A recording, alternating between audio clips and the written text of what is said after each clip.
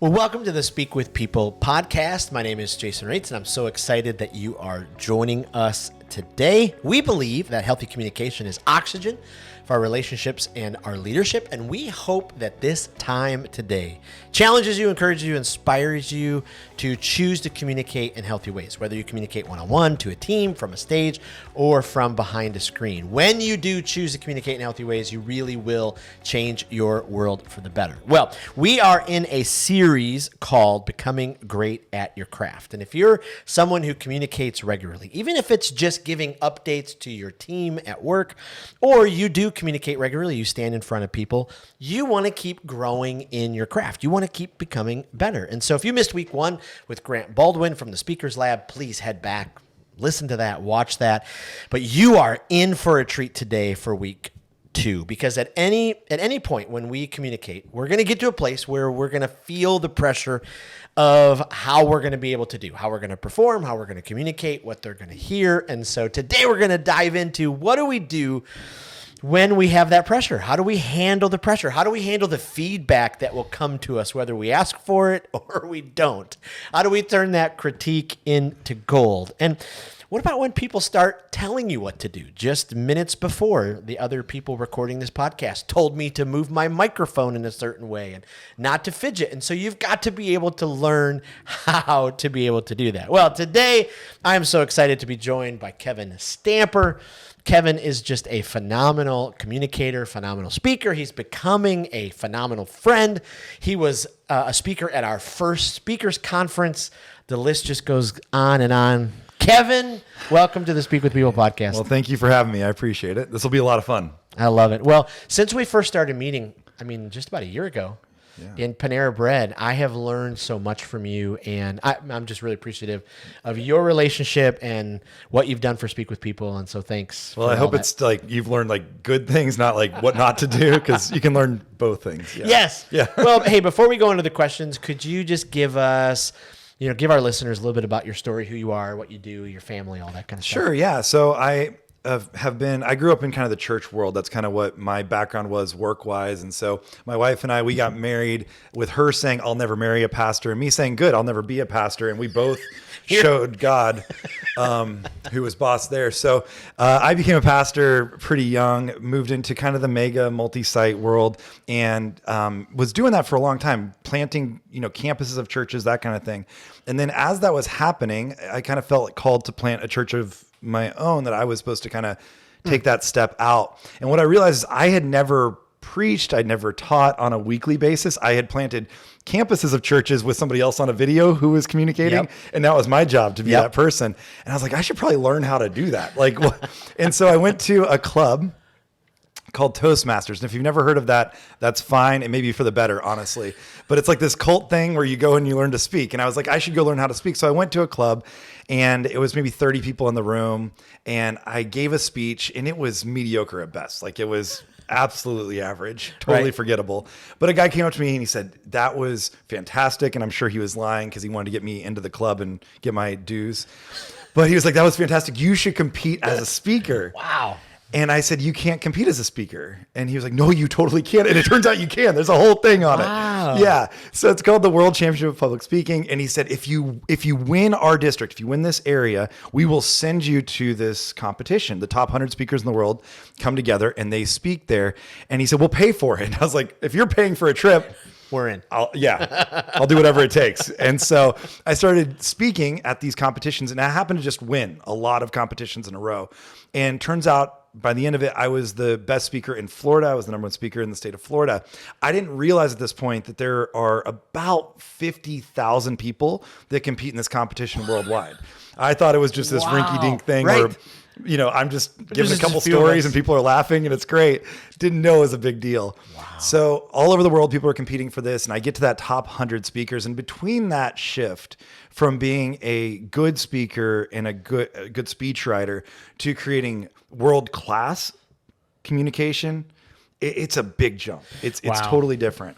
Wow. And so what I had to do was learn how to become a world-class communicator that can communicate even across multicultural lenses. You're speaking to people all over the world, and you're doing all of this. You're going to give this perfectly put together, well thought out motivational speech that's going to happen in the time frame of 7 minutes.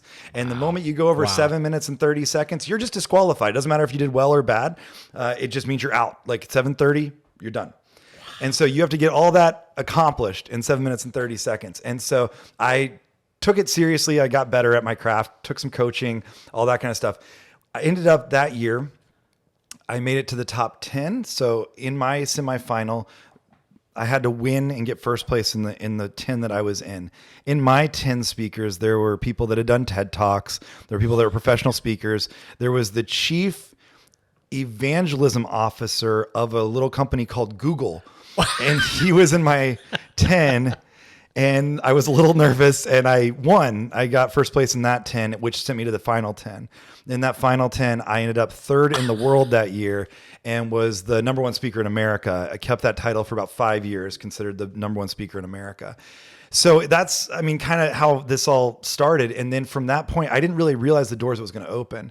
But even that night when I went to my phone, it was hot because there were Facebook messages and LinkedIn messages and emails and texts from all over the world of people wanting to find me and friend me and then hire me to come consult. And what I found is that there's so many people and organizations, and this is why you exist, that they do not know how to communicate their own story.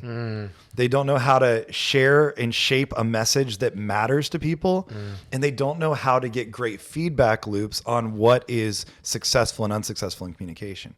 And so I was hired as a consultant across the board, multiple nonprofits and for-profits and NGOs and individuals and C-suite executives and politicians that I've now worked with to create on-brand messaging and storycraft, and then feedback loops that help them to understand if that message is resonating with the target audience. Oh my goodness. Yeah. That's incredible. It's fun. Where was the world competition at? That year it was in Vancouver, British Columbia. Okay. Yeah, that year. Now there's been some years since then that I should have competed because they were in like Paris. Like, wait, but yeah, that's where it ended up being that year. That had to have been crazy. I mean, going from, hey, I'm just going to go be a part of Toastmasters to now all of a sudden, my phone is blowing up and what a journey. I wouldn't recommend it. It's like a lot to take in for a short amount of time, but it was incredible. And the thing that you realize is that most people who are doing this, it is not a one-time figuring this out thing. Yeah. This is really a years-long journey. The people who placed higher than I did that year in that competition, the first place winner, he had been doing the same speech for 5 years. Oh my word. And he had actually won third place in the world with that speech 5 years before and just crafted it a little differently, shaped it up, and then won first place with it, which they changed the rules after that you couldn't do that. But that's what he did. The second place winner had done the same speech for 12 years. So, I mean, I just want you to think like this isn't just we do a one-off thing and we nailed it. Right. Communication never works that way. It is an ongoing process of giving the signal out to the listener, seeing if it rises above the noise and if it's connecting with them, and then taking feedback loops and saying, how can I make it better this time? How can I make it resonate even more? It's never a one-off thing. It's a continual process. That's what communication is. Wow. That is so powerful. I mean, you think about, the average person and they're like, ooh, I don't want to get up in front of people and speak. But almost everybody at some point has to. Yeah. You're at work and your boss says, hey, you got to give an update on this report. Or you got to go in and do a presentation at your kid's school. Or, or even if you're in sales. I mean, and to be able to keep getting better, one of the things that you have to learn is how to receive that feedback. How to continue to perform under pressure, because I mean, so many people, right? The nerves of the stomach and we're sweating and the dry mouth and and that's why I wanted to have you on the podcast for this episode, because I can't imagine the pressure. I mean, you as a pastor, I was a pastor for a long time. You get up and preach, and you preach to hundreds of people who really don't ever experience what you do. They will never stand in front of people consistently and deliver a message, but they have all their critique in the world for you after not, ever doing it. Yeah. And so you've got it in your humility, all criticism is wonderful, but I just want to have this conversation about how do you keep moving when you're under pressure? Is there a moment in this, this story or another story where, it really hits you that, okay, I've got to do this under pressure, and you had to walk through it? Yeah, I think some of the most pressure-filled moments are not maybe they're not a competition or things like that, because that's just about me. I would say some of the biggest ones, there's crisis communication, and I consult quite a bit on that when something goes wrong or whatever. But the biggest ones for me, I speak a lot for fundraising and actually for advocacy. And so I do that. I use, and this is kind of just my bent, I love to use my voice and leverage that to speak for people who don't have quite that same voice, right? Yeah. And so I do that for people with disabilities specifically. I've been working in that space for a long time. And I really love doing that and leveraging what I've learned to do that. But I find that there's so much more writing on it because it's not about me. And I want to do the best I can to speak for other people without taking away their voice. My goal is not to usurp their voice and use mine instead, but to elevate their story through what I've learned how to do. And there's a lot more pressure, especially if it's a fundraiser or something like that. I'm brought into a lot of those. And there's that moment where you're saying, okay, so I'm going to give this speech, and at the end of it, I'm literally going to say, so who wants to give me $100,000? And I'm looking for hands. I mean, it's nerve wracking, right? And so you want to do the best you can, because it's not about you at that moment. It's about you know, the message. And the that makes so much sense. Yeah, especially speaking up for people who maybe can't speak for themselves. I mean, that's such a good perspective. Okay, so what are some of the common challenges that people face when they are figuring out that pressure, and how can what are the steps they can take to overcome them? Ooh, it's a journey. But I will say one of the most important things to understand is, first of all, let's define pressure. Yeah, because there's a difference between pressure and stress. They're not the same thing. So the best example I've ever heard of the two things is that pressure is an internal drive that you put on yourself. Yeah. Stress is something put on you by others. Okay. So the best example is, and this may be cheesy, but William Tell is a great example, right? Sure. So the moment where William Tell takes his son out to a field and says, I'm going to put an apple on your head, and I'm going to step back and shoot that apple off of your head with this bow. Now, William Tell has pressure to hit that apple. Now, his son has stress. Right? He's stressed because the results are not in his hands. Right. And the bow is not in his hands. Right. So one of the important things is I think it's great to speak under pressure. I actually think that's a good thing. I don't think it's a good thing to speak under stress.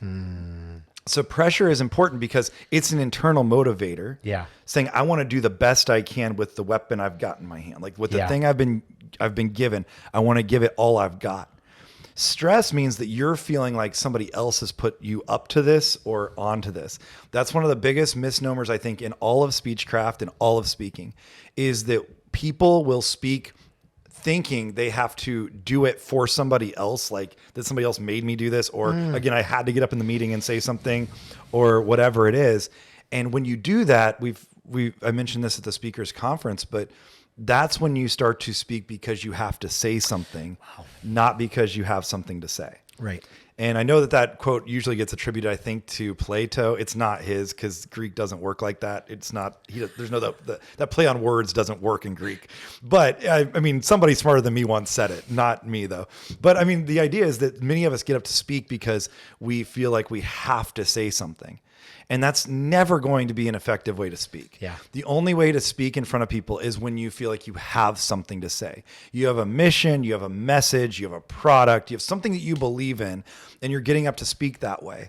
And I think it's really dangerous when we do it the other way, because what it makes it about is it makes it about the audience and what do they think about me? How do they feel about me? Instead of making it about what do I have to offer them? What do I have to say to them that's going to be valuable? The best speeches are the ones, and the best times you communicate are when you almost are sick of it and you just can't wait to get it off your chest. Yes. Right? Like you're just burning with, I just have to say this thing because I'm tired of carrying it around. Right. I've thought about it too long, and I just got to tell you something. And I kind of don't care how you receive it, if I'm being honest. I just need you to hear it because I need to get it out for my sake more than for yours. And that's, I think, one of the most powerful ways to speak. And so it changes the way we view it when we see it as a pressure situation. This is me putting pressure on myself, not somebody else putting stress upon me. Wow. Wow. I don't know if that makes sense. No, that makes great sense. That will certainly so help people, remove some of that, because I think probably, I don't know what percentage it is, but so much of it was we put on ourselves, I mean, it's just, I can remember being a young communicator and I put so much pressure on myself because or even the stress on myself, because it was like, I've got to be good. They've got to like me. They've got to be funny. It's got to be deep. No, just do what you just talked about. Getting to that place where it's like, I've got to share this because this has the potential to change lives. It's changed my life. You got to find out about it. So let's go back kind of the beginning. Sure. How important then, okay, I'm getting stuff ready, prepared. I'm getting ready to, how important is that preparation process to all of this? Does that preparation help relieve some of that, lift it up? Talk to us about that. Yeah. If you're preparing, that's important. I would say the most important thing to prepare though is to prepare your message more than your manuscript. So think about what matters to you. Yeah. If you're getting up and speaking just because you have to, it's not going to be interesting to you, and therefore it's not interesting to anybody. But if you have a message, and I'm talking like just a cause you care about, a righteous anger that you have about something, like something that you as a discontent, like a holy discontent, that thing is what you need to speak on. And you need to think about the message of it. Like, what's the mission behind it more than the manuscript? So don't get too technical right off the bat. That's not the goal there. And the best way to prepare for it is to think, what is it that's important to people? What do I want them to hear from me that matters? Then let's back up and let's manuscript it out and let's make it technical. But don't start with the technical stuff. So when you do that, I would say some of the best things you could do is, one of the guys that I admire a lot as a public speaker, he says that he would take his speeches out to his backyard. And he said, I have this row of like bushes just across the back fence. And I would just go out there and project as loudly as I could, going through my speech in just my backyard. And I looked crazy. He was like, I know my neighbors thought I was nuts, but I would just recite the speech and try to get through it. And he said, now, one of the goals is you never, again, when you mess up, never go back. So if you mess up, you don't get the luxury of starting over again. Just keep fighting through it. Just keep fighting through that and continue to like make sure, because if you're on stage in front of people, you don't get a chance to start over. Right. You don't get a redo. You can't call a do-over. Yeah. You're not like, well, I'll take the mulligan and let's take it from the top, everybody. And you don't get to do that. You have to start from where you were. So just keep going, push through it. And actually what will happen is many times, if you know your message, you're going to still end up in the right spots. Because it may not be the manuscript, but it's the message that you're trying to get across. And things may get moved around, and you might find that there's things that shift as you get through that. This specific guy, he won the World Championship of Public Speaking. And in his speech, he messed up, he said 3 different times, got things out of order. And he said, but I just kept going because I was so used to just keep going. Yep. And I knew where I wanted to land the audience. I knew what I wanted them to hear from me. He won with that speech that was messed up 3 times. And he said, actually, when I heard it back, I liked the speech more. It was a stronger speech. Wow. And he said, but I knew where I was going. I knew where I wanted to get them. Yeah. So I think sometimes we get too hung up on mechanics. Yeah. And we're losing the medium for the message. Yeah. And we can't do that. And so, yeah, if you're practicing, just practice it over and over again, but drive towards that message. Don't get hung up on the mechanics of it. So when you're practicing your 7 minutes for that, were there moments where you went to people and said, okay, I'm going to do this 7 minutes. And then I need all your feedback right now. I mean, were there those moments, and what were some of those like? Oh goodness. Yeah. I did that a lot. Yeah. So actually when I first won this district, and I know this sounds like the Hunger Games, doesn't it? Like I won this district, I had to go to a bigger competition, strung out Woody Harrelson comes out to coach me along the way or whatever. And I won this district here in this area of Florida. And I'll never actually forget the president of this chapter came to me right after. And the first thing she said to me, she said, congratulations. She said, be careful who you listen to. And I was like, what does that mean? I didn't even know it felt very cryptic. And like, what does that mean? She said, be careful who you listen to. And she was, I think, trying to warn me that there are going to be good critics and bad critics. There are critics who are critics for critics' sake, and there's critics who are critics for your sake. They're not the same thing. Some people are just critics for critics' sake, and some people are critics for your sake. You want people who are there for your sake to help you out. And so I would go and I would give the same speeches at clubs all over the place just to get reps in, keep trying it out, and then get feedback. And for a long time, I think that was helpful. Towards the end, I actually found it to be detrimental.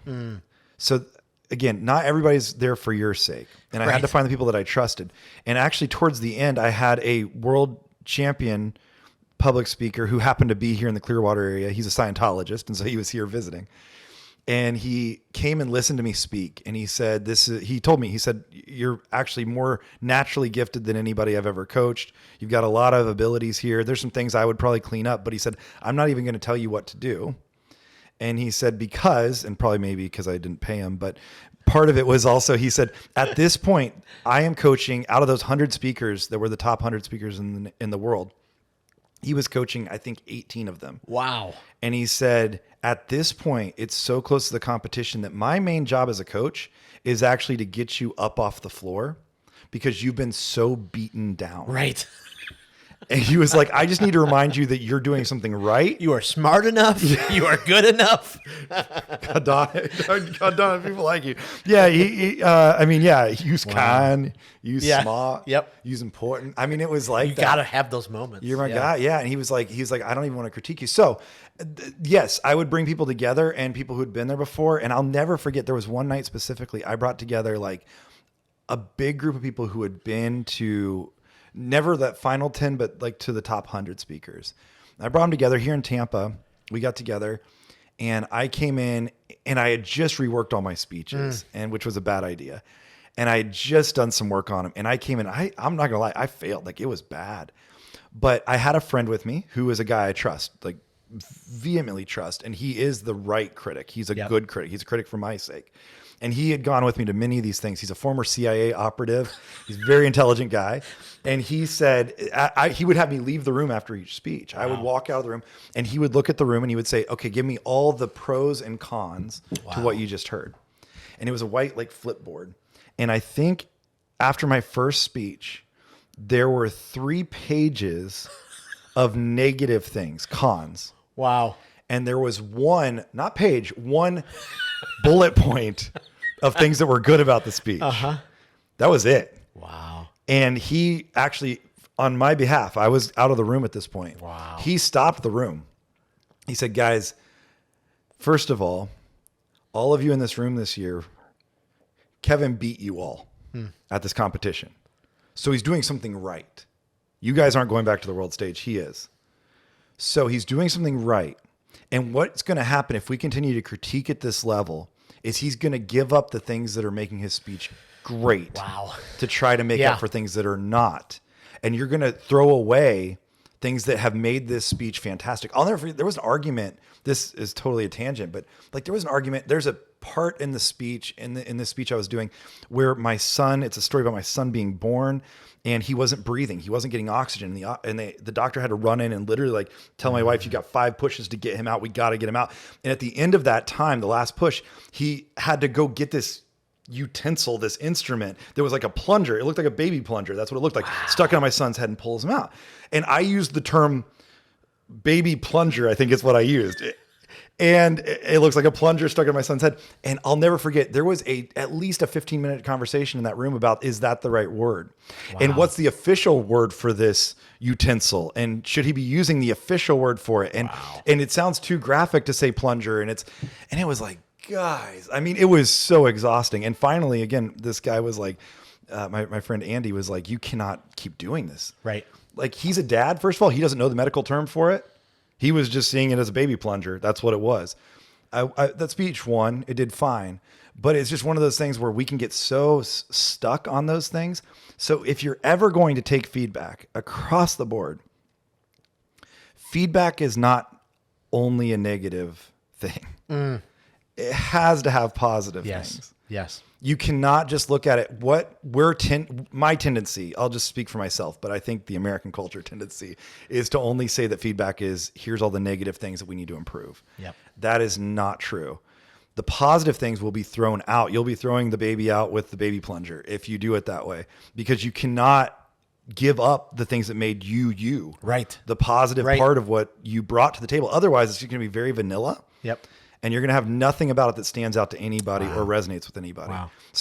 if you're going to have feedback loops, and you should, and we can talk about how to do that and whatever, but you need to have feedback loops, but they cannot only be focused on the negative. They have to have positive things attached. That's so good. Every team I've led, we've always done the strat up, right, wrong, missing, confusing. And I got pushback once with a team member who was like, why do we got to talk about the rights? Like, why do we got to, because we could center so much on the negatives that we're going to lose sight of, hey, there's some stuff that really happened really well, and we need to take a second to optimize those, celebrate those before we get to, the wrongs and then the missings and the confusings.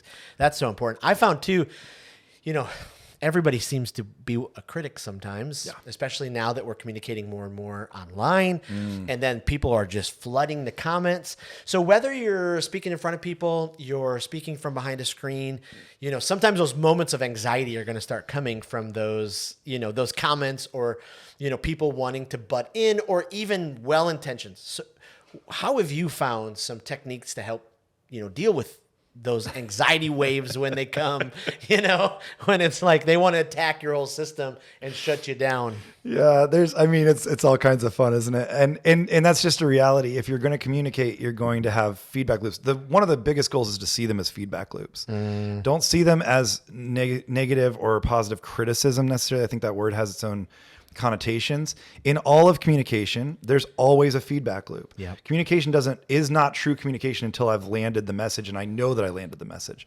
So if you see it as a feedback loop, if this is resonating or it's not, that is wildly helpful to understanding if it actually is valuable or not. The other thing is, I would say your message matters. And you got to come back to that sometimes. Just remind yourself, like, what I'm saying it not because like I'm bored, not because I'm just trying to stick something out online. Because if you are, you're going to get eaten alive, by the way. Yeah. And you should. You should. But if you're doing this because you have a message that matters to you, come back to that over and over again. Every time I spoke, and I had to do the same speech many, many times. It wasn't like I did it once.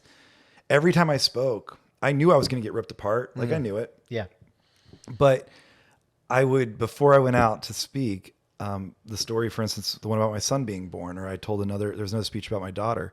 I would literally pull out my phone, and I would look at pictures of my son before I would go speak. Yeah. And I would remind myself, like, I'm so fortunate to have this little boy who's my son, and I get to be his father. And this moment was so traumatic, but I'm so grateful for where we are now and how important that is to me. Remind yourself of that message. Yeah. Go back to it. Wow. And you got to do that over and over again to remind yourself your message matters. Wow. That's so powerful. What about those moments where, you haven't got there yet and you're starting to lose your composure. And so someone comes up to you and they're just, you didn't do this and you should have done that. And I can't believe you said that. How do you, maintain your composure under that pressure sometimes? Yeah. So the first thing is always breathe, like always breathe. Yes. Just take a breath. And that's even true before you speak, by the way. If you're about to speak, number one thing you can do, take a huge breath, launch into your first line, but make sure you breathe first. And it matters. So always breathe first. And we could talk about conflict resolution all day. I think there's a ton to get into. One of the best things to do, and I would recommend this to any speaker that this is possible for. I'm not saying it's always possible digitally, but if you are in a space where you can, always try to meet your audience before you go to the stage. So like walk the room, meet a couple people. It actually reduces your anxiety first. This is factual. There's studies behind it that by meeting your audience, you see them not as a big mob of people, but as individuals. Wow.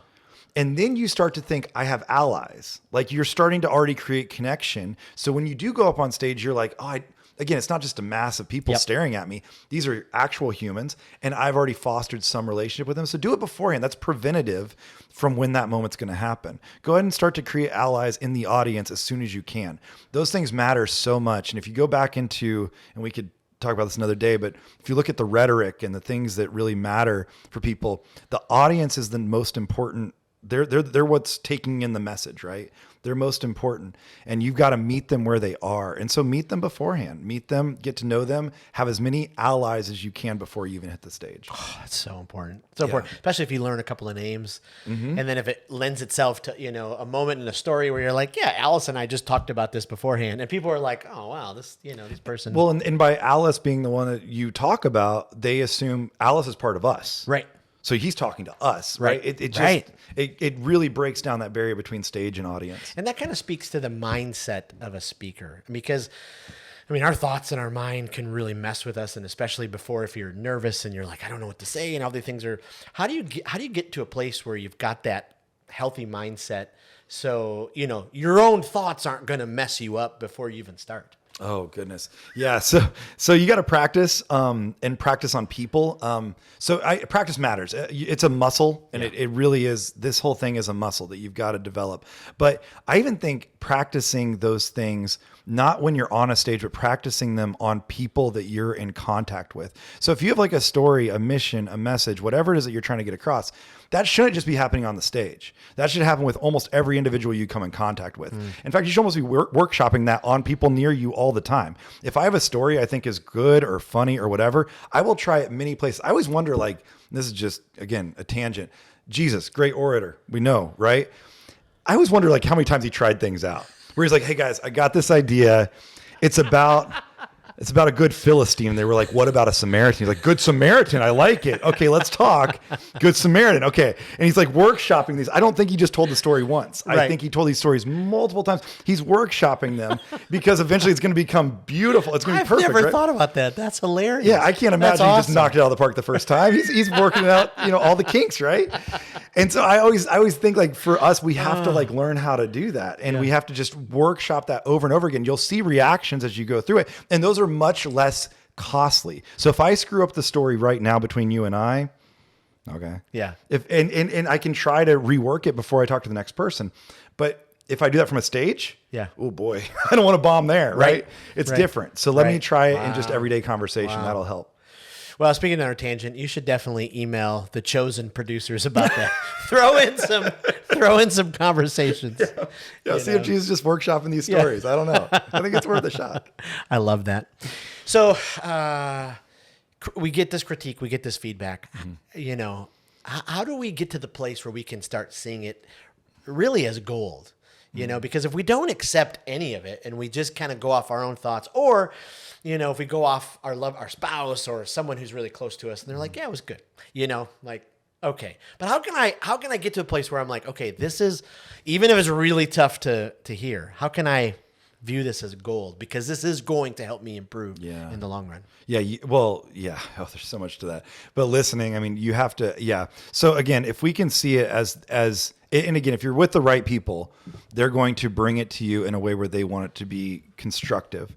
And when you can see it as a feedback loop and you can say, this is just somebody giving me feedback, then you can start to parse out what are the pros and cons of that. So the positives, the negatives, and then start to see the gold within it. Now, I think for me, like in my case, many people poured into that. And there were times where, I'm not going to lie to you, I was mad. Like people would tell me, you need to change this or that. One of the speeches I wrote, I think it was 1,000 words. And I sent it to a guy who was a world champion speaker. He sent it back to me and he had removed like 300 words or something. And he was like, he said, not all of this is pointing to your end goal. And I was so mad. I was like, I worked so hard on those words, and honestly, he was right. Like he was right. And I had to kind of go, okay, I got to get over some ego here. And I got to learn what's actually going to matter. Yep. So for many of us, I think ego is the first thing that's going to be our enemy. Yeah. It's not others. Ego is always the first enemy. And so being able to say, okay, what can I set aside of myself to learn?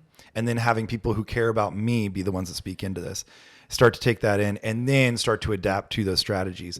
Nobody does this in a vacuum. There's no communicator that gets better in a vacuum. It's just not possible. The whole point is to speak to an audience and get that feedback from them. And once that feedback comes in, if you're not adapting to it, you're going to fail over and over and over again, and you're never going to succeed with that audience. You have to be willing to listen to them. Wow. That's the whole point. So good. Yeah. That's so good. I found too at times, And my mom's a psychologist, so she taught me the actual psychological term. I can't remember it, maybe cognitive something or something. But at times, my mind, I'll start focusing on things and then it just becomes the thing. And then it affects everything. And then I have to wake up and go, wait a minute.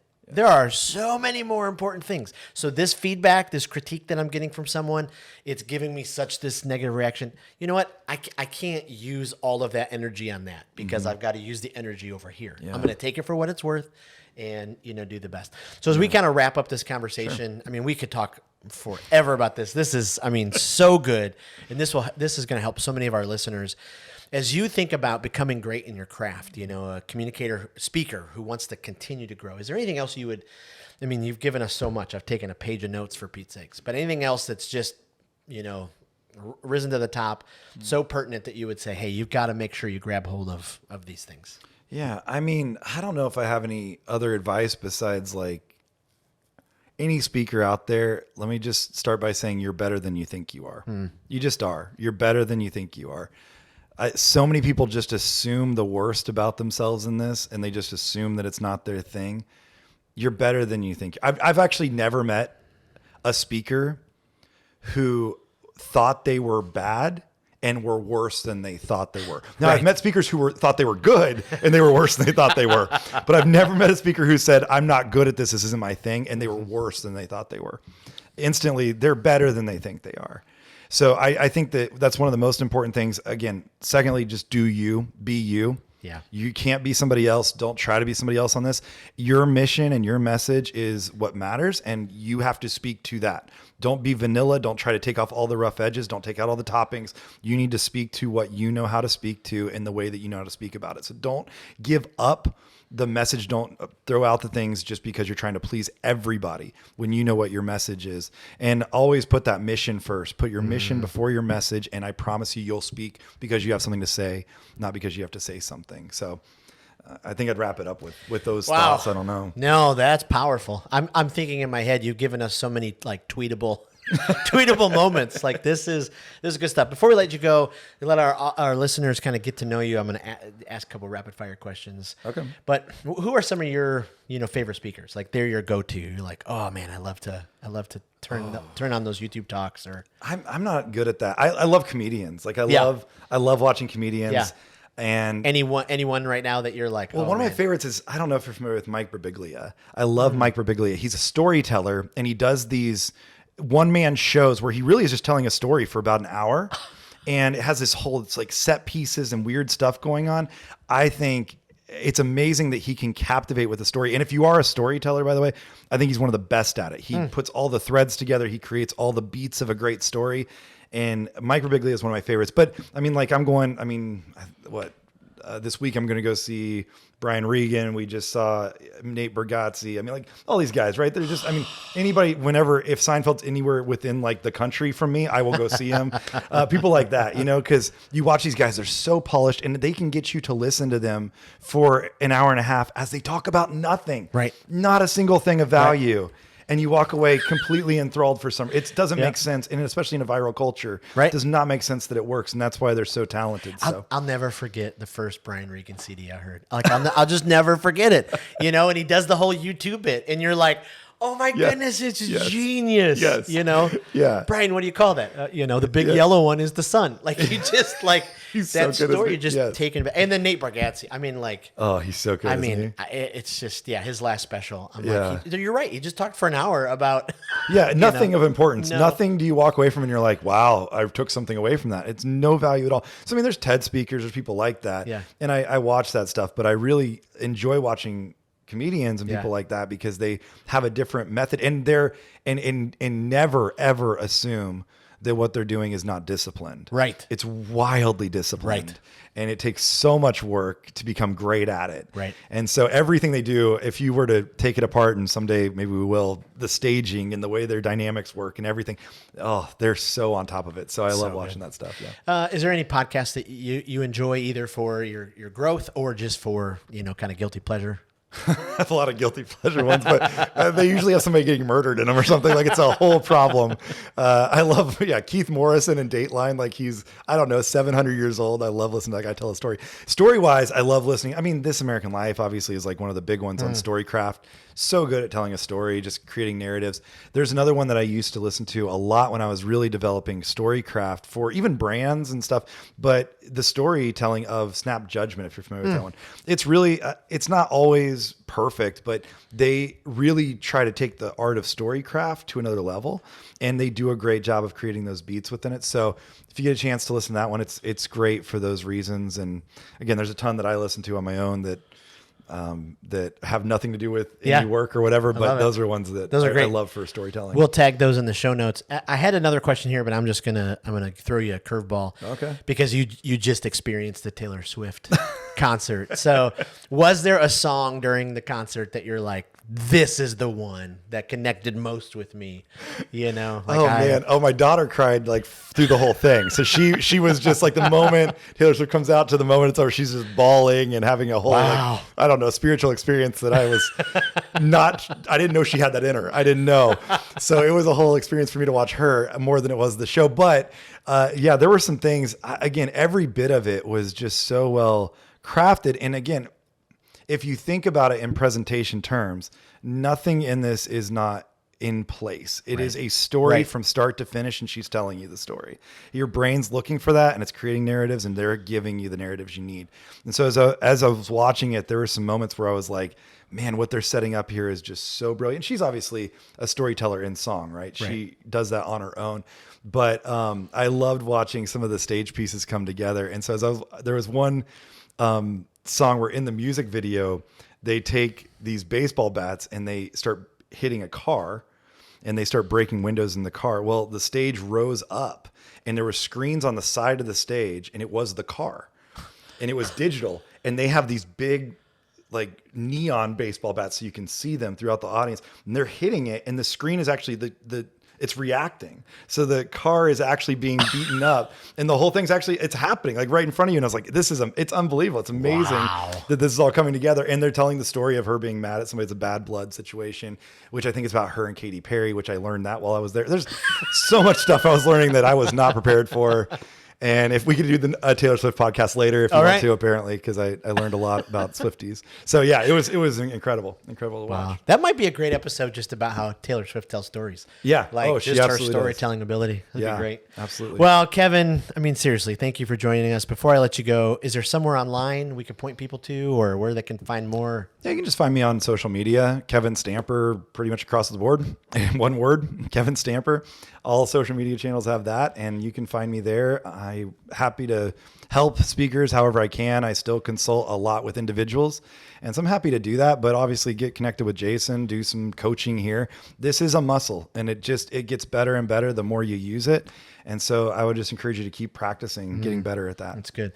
Well, thank you, Kevin. I mean, I'm not just trying to blow smoke, but every time that I have a conversation with you, I leave with, so much insight, so much, just like motivation to get better. And so I just can't thank you enough. Appreciate that. Yeah. Well, thank you.